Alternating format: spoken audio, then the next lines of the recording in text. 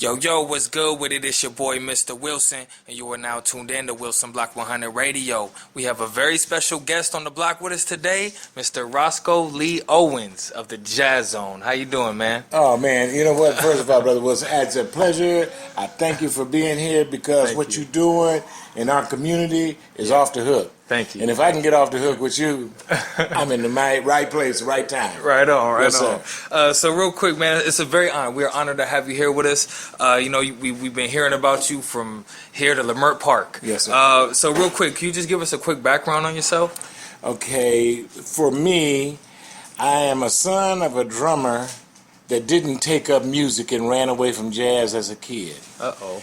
But the musicians that came from the Midwest kept coming to the house because my dad's from East St. Louis. And as they were coming out to the West Coast, they would be jamming in the living room and that. So the DNA came into me, but I didn't even realize it. Right. When I realized what art was doing to me, I had become a collector of fine arts, African American artists in terms of paintings and sculptures and that.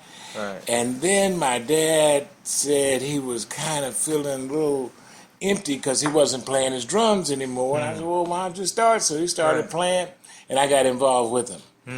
And then my dad began to succumb to cancer, prostate cancer. Black man's problem, you know what I mean? We got to be sure we take care of that. Yeah. But at any rate, I started getting very much involved. Okay.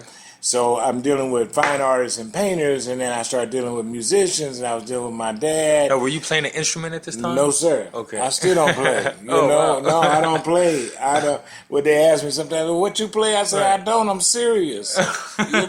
So at any rate, I did. I got very serious about my dad, and so I started driving him to some gigs and, just helping him out. Yeah. Before I know it, I'm driving him to the gigs, and I'm setting up the drums. Now I'm driving to the gig, setting up the drums. Instead of leaving and coming back, I'm staying. Right. But I got this communication thing with me in terms of me being a salesman and that. Man, my dad was in marketing and sales, so I stayed around. Okay. And then I started like, hey, y'all need to hire the Jimmy. And pretty soon I got him a couple of gigs. I liked it. No doubt. And I really got involved with him, and the more he succumbed to the illness, the more I got so deep involved, and Father had told me, he says, this is what you got to do. Wow. And so the musicians that were in his band were a gentleman about his age, and Roger Hamilton Spots, who has scored several movies, and that was his keyboard and organ player, and he succumbed to cancer as well a little bit later. Wow. And so I stayed with Roger Hamilton Spots, and there was another gentleman, his name was Bob Lacefield, saxophone player. My dad said he played so smooth, made the wood just kind of roll on the floor, you know what I'm saying? Nice. So, but I couldn't stop. Right. It became real difficult for me. It's like, okay, well, wait a minute, what am I supposed to do? Right. So I kept it going. Well, didn't you feel like you had a sense of obligation now? Yeah. You know what I mean? Man. Like this was how you would honor your father. Yes. By pursuing. It became a badge of honor. Right. And a responsibility all at the same time. Right, I understand. And so I worked with Bob, and we kept a group alive, and it was called the Jimmy Owens Trio. He had met this young lady, her name is Mary Lou Marquez, and he renamed the group to Jimmy Owens Trio Plus One. She was a beautiful singer, and she's still here. And so as I continued to be involved with it, I changed it from the Jimmy Owens Trio Plus One to the Jimmy Owens Jazz Ensemble, because now I met you and several other players, essentially, and I started putting my mix together. Right. And the more I put my mix together, then I had to change the whole thing to the JazzZone, and that's how the JazzZone was formed. Oh, okay. You know, it was just I was figuring this is a zone of musicians that I can create this energy. Yeah. And I was good at creating energy, and they were good at creating music. So we just man. Now the creation of the JazzZone was created over the course of how many years? I'm gonna say 10. Oh wow. Yeah, 10 years, and we've been rolling for about 10 years still. So because my father the same passed, members. Yeah, my father passed in '97. So from '97, this is 2015. 15, That's 18 years. Oh yeah, right? wow. And so it was before he passed because I was really into his thing, and then as that went on, so then the changeover. What had happened is not the same musicians, but it is the same musicians because musicians that came into the jazz zone, I tell them this: once you come into the zone, you can't leave. Now they got to go and do what they got to do, Right. but every now and then it's like, hey man, Brother Wilson, come on man, we doing this, you Right. got time. So they've interacted. In fact, just recently in Pasadena, a gentleman named Robert Turner, who was playing with us 15 years ago. He's went to China, has been playing up north in San Francisco. Anyway, he was down in town, so we had the opportunity to do that. Several of the musicians are talking about doing a JazzZone reunion. Right, But right. Stephen Foster is our musical director for the JazzZone. Okay. And that's where we play most everywhere. What I'm doing currently is the Art Walk, which you mentioned at Crenshaw, Yeah. which is the Leimert Park Art Walk. The Leimert Park Art Walk is also very important to me because it's where I grew up. Oh, so you grew up in the Crenshaw I district? grew up right there in Leimert Park. Okay. Went to the theater there. Nice. Went to school around there. And so when that opportunity came, I just fused right into Right. that almost the same way. Obligation, the Right. history, and all of that. Right. And so every last Sunday of the month we do the Art Walk. Okay. And we just did That's right there on Degnan. Degnan and 43rd Place. Right. In 43rd place in Degnan is where they have a lot of festivals. Very Right. cultural. Very, yeah. In fact, I'm going to call it our Diamond African American Cultural Center. Oh, in- absolutely. in California, really. Absolutely. And, And one of the hubs for the LA music scene. the for sure. World Stage is there. The Vision Theater, which was Yeah. Marla Gibbs, that bought it, understood what was going on, named it the Vision because it is a vision. Right. Then they have People Street, which they just developed, which is very People Street? People Street. If you're familiar with Third Street Promenade, Yes. which is out there, it's Santa Monica. yeah, it's a cove, and actually we're making the Leimert Park a destination for African American culture. So the buses come there for historical aspects of it. Yeah. They have the new, I think it's a red car or the new train line that is going to open Yeah. up a station Yeah. right there, Yeah. and they're doing a bistro in there. It's really coming up, Right. and we're trying to be sure that the majority of the owners of their businesses are able to stay in the community, Right, so right. it doesn't become Yeah. too inundated Right. gentrification. Yeah, that's happening. definitely a topic of discussion right Yes, now. yes, exactly. How do we keep what is ours that we didn't buy? So Right. now we have to, back into it, but we got to keep it. Period. Right. Exactly. So it's very, very important for me because again, all of the stuff that that I've been doing, even Yeah. when I was in the doing the TV show, Right. the JazzZone TV show, is all about the music and the art and the responsibility we have to do things for us, Right. by us in our community. Thank you. Thank you. So that's pretty much a major aspect of the Jazz Zone. So Yeah. right now, in as my son calls it, in Medina, Yes, sir.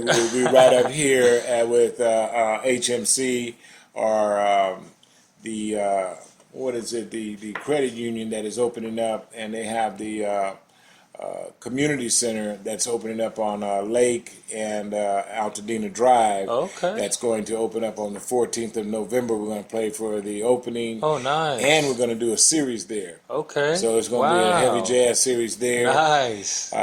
We're maintaining our series at Perry's Joint. Which Yeah, Perry's Joint. I wanted to bring that up. It's good you brought that up. Thank you. I'm not really bringing up the questions because you're pretty much covering it all. So I'm gonna let you go. I'm just flowing, and when you see it, just Right. make me go down the other Right. street. Just look here, get on the boulevard here. And so over at Perry's Joint, which Yeah. is a young African American Yeah, shout out Perry, man. family, exactly, that has a great business.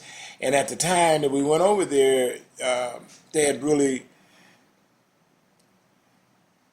rented out the whole building. They changed occupancy, and so the building was empty, and it was a sandwich shop. So essentially, that's where your business is coming Right. from. 200-300 people in that building, and so we saw an opportunity to assist a a young African American family and business in our community. Yeah. And so we decided to come over there and we do a jam. Right. And so we've been over there. When did that start exactly? Man, you know what? It's been a few years now. Yeah, we went in there. We called it October Tuesday 2 years ago. Oh, okay. Oh, they get it And now. yeah, right. Every Tuesday it now. went every Tuesday. And we just recently, this was our anniversary, and we recently changed it from every Tuesday to the last Tuesday of each month. Okay. In order to be sure that we can do the other obligations in our community and share what we're doing. You know, I just got to say, you know, I really appreciate how you are community driven.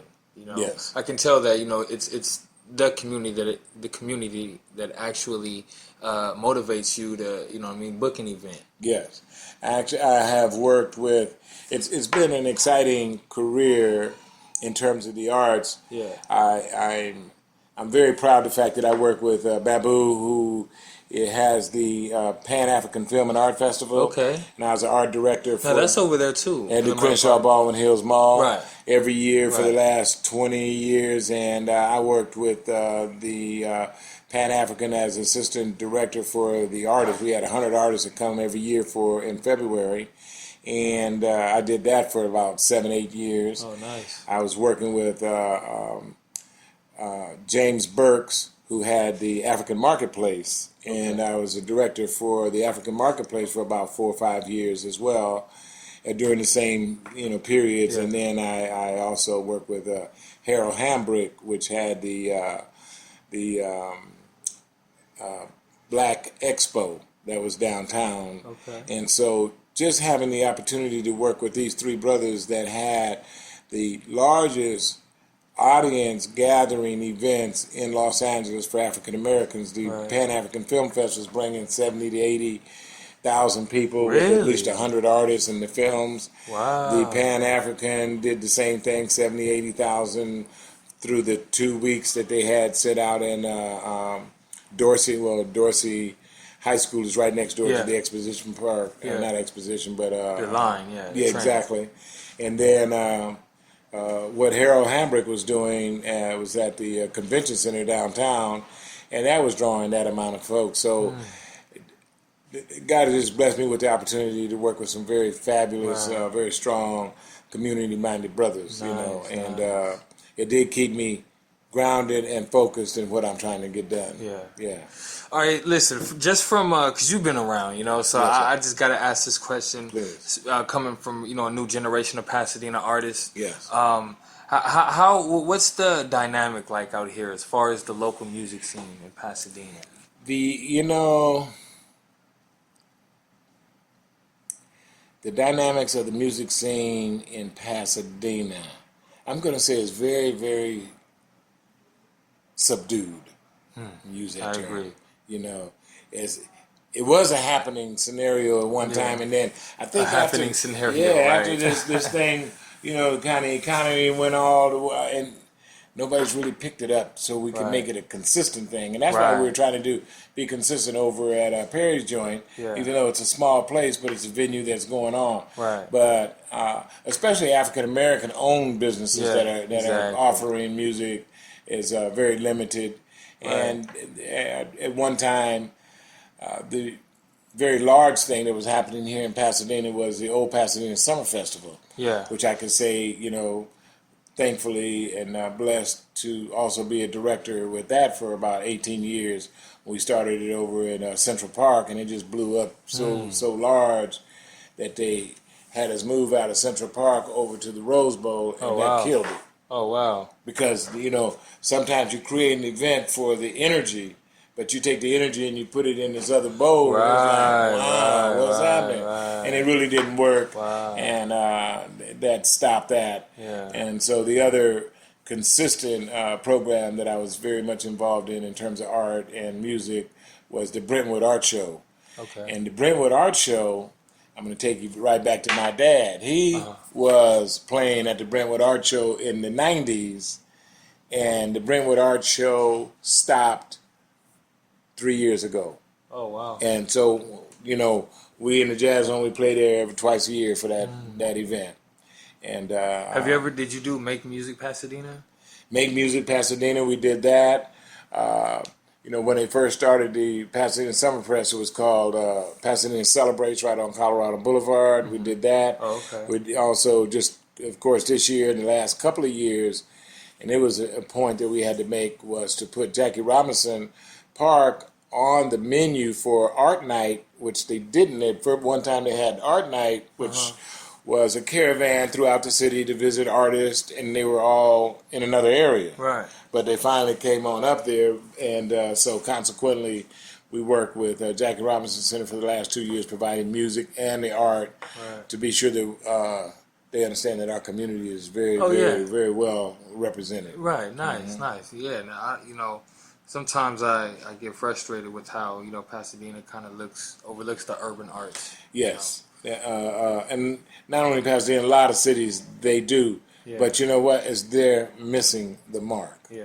They can look over the diamond if they want to, but we still shining. Right, thank you. Yeah, we still shining big time. Yes. And we got leverage. And we better use it too. Yeah, so real quick, I want to talk about the JazzZone TV show now. Okay. What made you start it, and are you still doing it? What made me start it was my dad, again, Okay. and his band. And so I interviewed him, and, Okay. as he was... And then a lot of the older cats that, I had some nice historical cuts and stuff from those shows. But that's how I started it. And you did the opening or the grand reopening of Pasadena Media. Sure did. Down at the... And you know what? See, when we did the grand reopening for the Pasadena Media, they had a soft opening specifically for the staff and, people that were connected to the show. Right. And so we did the opening, and then they said, well, we're going to do another opening. I said, you doing another opening? Yeah, we're going to do a hard opening with it. I said, well, we got to be the ones, because there was two things that I wanted to make sure at point. I had been there so long because Pasadena Media was over in Del Mar and Lake at one point. This is before Los Robles. This is before Henstedt. That's before Henstedt. Yeah. So that's where I started. You said Lake and what? Lake and Cordova, okay. Del Mar, really? Right over in there. Really? Yeah. And so that's where it started. And then when they moved to Henstedt, I was glad because I knew the owner of the property, and it was a good thing for the property as well, because they needed to have a strong tenant in there. Yeah. And that was great. And so we were there until they moved to the media, and I moved to there. So it was important to me, again, as community. It's like, wait a minute, if you're doing a grand reopening, I don't know who has been here from the first one to the second one to the third one, and I need to be a part of that. And I needed to be sure that whenever they said anything about their opening, with JazzZone, we played for the opening. They can't never stop that. You know what I mean? So that was important too. Yeah. And my boy Butch Thompson down there, he always talks very highly of the JazzZone. Yeah, so.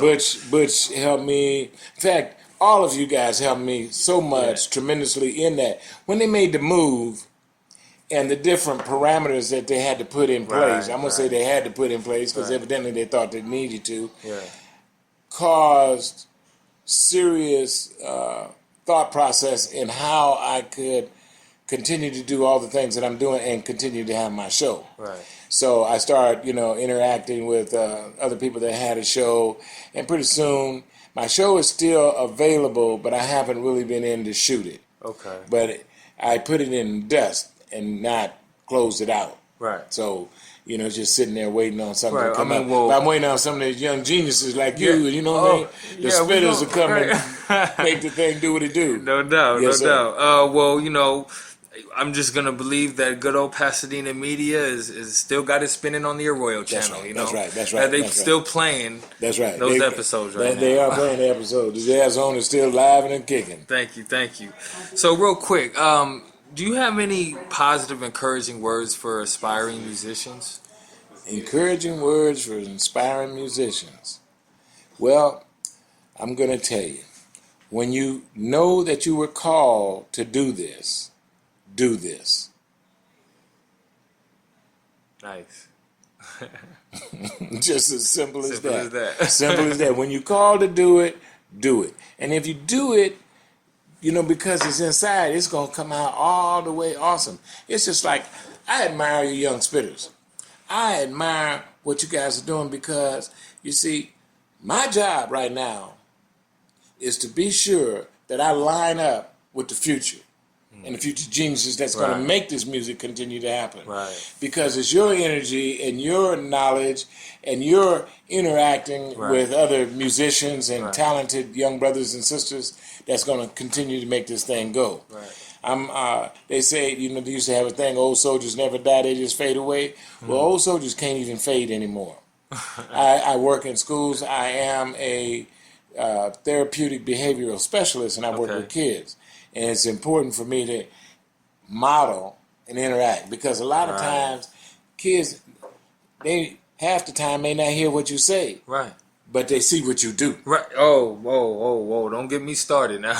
You see what I'm saying? Because what we are influenced more by what we see each other do, more so than the things we say. Yeah. So I know exactly what you're talking about. Yeah, because everybody, they saying what is it, saying, talking loud and saying nothing. Right. Yeah, that kind of thing.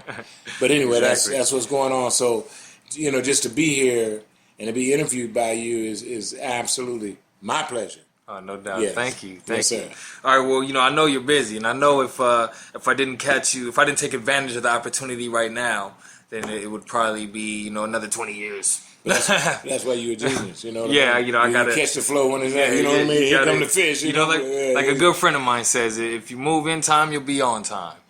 So move in time, you'll be on time. I like that. Yeah, me too. That's like if you get the call, show up. Right. Do the thing. Thank you. So, where could people check out, some of your music and videos? First of all, you can go to my website, which is www.JazzZone.net. That's JazzZone.net. You can catch me on my Facebook under Roscoe Lee Owens, or the Jazz Zone is on there as well. And you'll see a lot of videos and information, especially what's going on currently on Facebook, where we're doing it. Perry's Joint, you'll see a lot of things because we're putting it up there, and you'll see videos and some interviews as well. And hopefully that you have the opportunity to just dial us in. And if you do, like our page. And if you like our page, become our friend. If you become our friend, enjoy our group. Because we're down here at El Cabulan right now getting ready to throw down on Halloween. So, it's all good. Oh, it is Halloween. Halloween function. Today's Halloween's tonight? Well, no, Halloween, we got a little function going on just to celebrate. Actually, my whole celebration right now, you're talking about, Dina, is coming up where we're going to do the opening on the 14th of November, where I was saying at the credit union up on Lake and Altadena Drive. Okay, we will be there to cover that. But the 20th is going to be our kickoff for the deal, and it's called Thanks for Giving. Wow. Yeah. I love that. I actually want to, when we're off the record, I want to talk to you about that. Okay. Real quick. But yeah, man, Roscoe, thank you for coming through for this exclusive interview. You got any shout outs for us? Shout out, True Spitters. That's it. Run it. No doubt. Wilson Block 100 Radio. I'm your host, Mr. Wilson. It's Roscoe Lee Owens. It's been great, man. We out. Thank you.